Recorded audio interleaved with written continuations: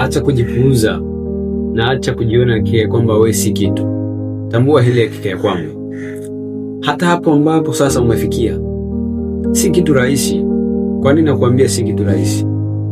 Mpaka sasa ulipo ni matokeo ya mchakato ambao mchakato huo uliambatana na huzuni, uliambatana na maumivu, uliambatana na furaha pia. Maana yake ni nini? Ulipitia mengi ambayo sasa yameendelea kukufanya umeendelea kusimama hapo. Haijalishi uliyapitia kuumiza, haijalishi yalikuwa ni kufurahisha sana, lakini yote tunaweza tukaita kwamba ni msimu.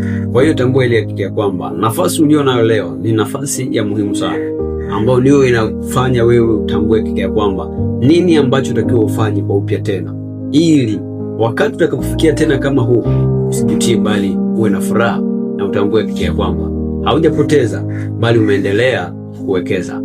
Ni wewe unatakiwa